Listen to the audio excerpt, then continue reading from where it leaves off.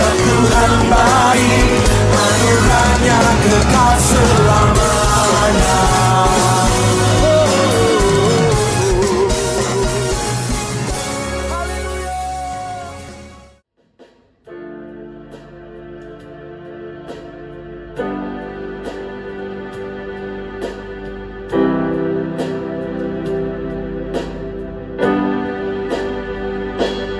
Ada tempat yang mulia, anugerah-Mu tercurah,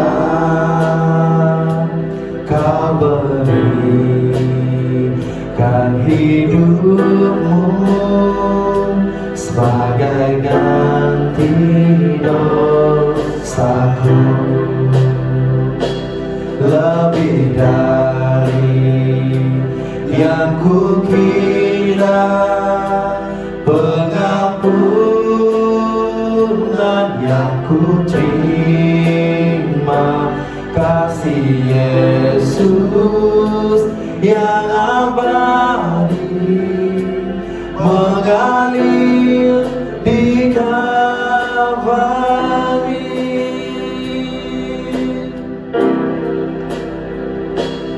Oleh karena salib-Mu, seluruh hidupku milik-Mu, Tuhan.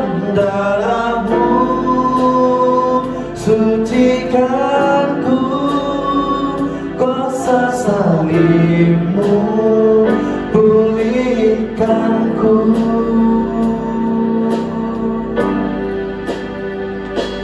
Ada tempat yang mulia, anugerah-Mu tercurah, Kau berikan hidup-Mu sebagai ganti dosaku. Lebih dari yang kukira, pengampunan yang kuterima, kasih Yesus yang abadi mengalir di Kalvari.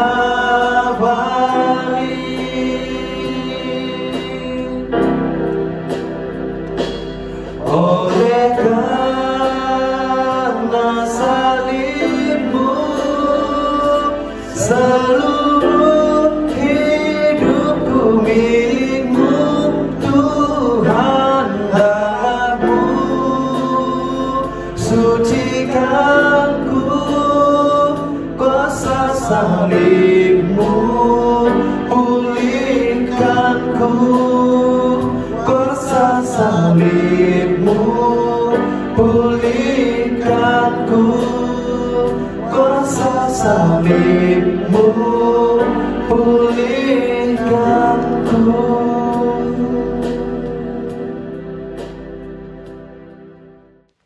Shalom dan selamat pagi. Pada hari ini adalah 8 Ogos tahun 2023 bersamaan dengan hari Selasa.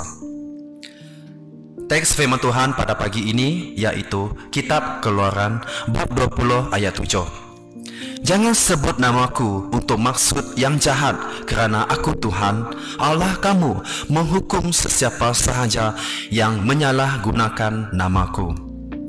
Prinsip hukum ini ialah nama Tuhan adalah suci, kudus, berkuasa dan penuh kemuliaan. Hukum ini bererti nama Tuhan adalah suci dan sepatutnya kita hormati. Terdapat kuasa dalam nama Tuhan dan ianya tidak sepatutnya digunakan dengan sewenang-wenangnya ataupun sesuka hati. Kerana Tuhan adalah Roh dan kita mengenal Dia melalui apa yang Dia katakan tentang dirinya. Menggunakan namanya dengan sia-sia adalah melanggar keaslian ataupun originality Tuhan. Sebagai ciptaan Tuhan, apapun yang kita sebutkan dan lakukan sepatutnya untuk memuji dan memuliakan Tuhan. Kita boleh lihat 1 Korintus bab ke-10 ayat 31. Saudara-saudari sekalian, di dalam Alkitab, apabila Selomit mengutuk nama Allah, dia dibawa keluar perkemahan, lalu dia direjam sampai mati. Imamat bab 24 ayat 10 sampai ayat 16. Yesus pernah dikutuk kerana dia mengakui bahawa dia adalah Tuhan. Jadi, dalam Injil Yohanes bab 10 ayat 33, orang Yahudi di situ menjawab, "Kami mahu merejam kamu bukan kerana perbuatanmu yang baik, tetapi kerana kamu mengkufuri Allah. Kamu hanya manusia, tetapi kamu mahu menjadikan dirimu Allah?" Para ketua imam, guru Taurat, dan pemimpin masyarakat Yahudi juga mencemoh dan memperolokkan Yesus kerana mengakui dia adalah Tuhan, dan mereka mahu membunuh Yesus. Dalam Injil Matius bab 27 ayat 39 sehingga ayat ke-43.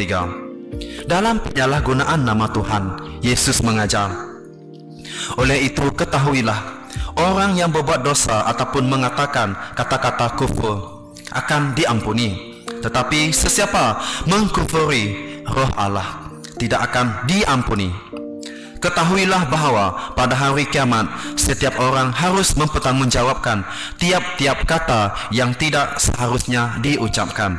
Kata-kata kamu akan digunakan untuk menentukan sama ada kamu bersalah atau tidak." Matius bab 12 ayat 31 dan ayat 36 sehingga ayat ke-37. Dalam Injil Matius bab 6 ayat 9 juga, Yesus mengajar bagaimana kita sepatutnya berdoa apabila kita menggunakan nama Tuhan Allah. Sepatutnya kamu doa begini, "Ya Bapa kami di syurga, Engkaulah Allah yang Esa. Semoga Engkau disembah dan dihormati."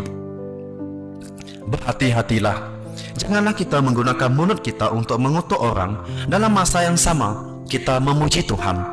Yakobus bab 3 ayat 9 berkata, kita menggunakan lidah untuk mengucapkan syukur kepada Tuhan dan Bapa kita, tetapi juga mengutuk manusia yang sudah diciptakan menurut rupa Allah.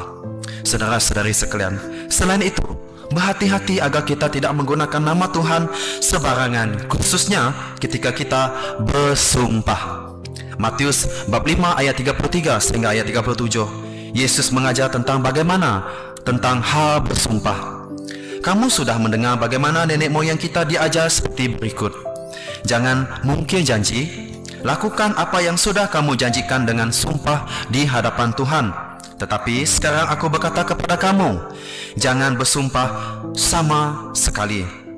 Jangan bersumpah demi langit, demi kerana langit itu tahta Allah, atau demi bumi kerana bumi itu alas kakinya, atau demi Yerusalem kerana kota itu kota Allah, Raja yang besar. Jangan bersumpah bahkan demi kepala kamu, kerana kamu tidak berkuasa membuat sehelai rambut menjadi putih ataupun hitam. Cukuplah kamu berkata ya atau tidak. Kata-kata yang lebih daripada itu datangnya daripada iblis. Saudara-saudari sekalian, orang Yahudi akan melakukan proses yang baik untuk mengelak daripada menulis atau mengucapkan nama Tuhan kerana mereka takut menghujat nama Tuhan.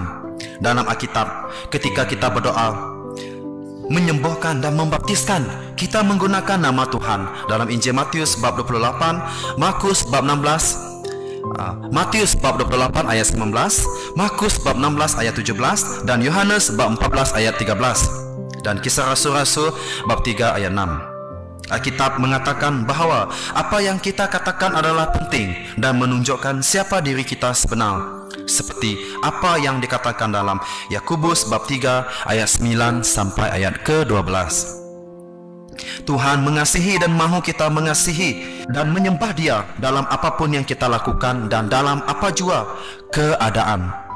Tuhan mahu kita menggunakan atau mengucapkan nama-Nya kerana nama-Nya adalah kudus dan berkuasa.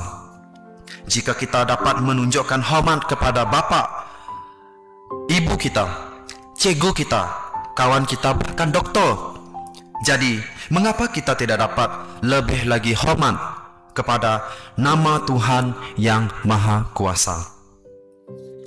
Persoalannya, adakah kita menggunakan nama Tuhan dengan maksud yang baik? Soalan kedua, adakah kita menghormati nama Tuhan yang suci dan berkuasa?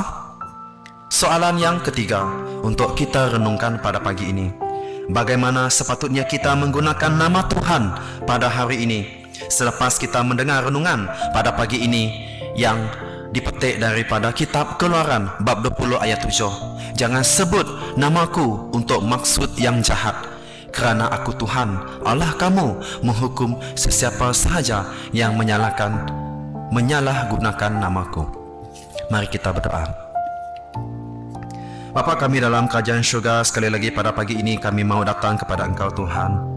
Kami bersyukur kerana firman-Mu mengajar kami apa yang patut kami lakukan dalam kehidupan seharian kami.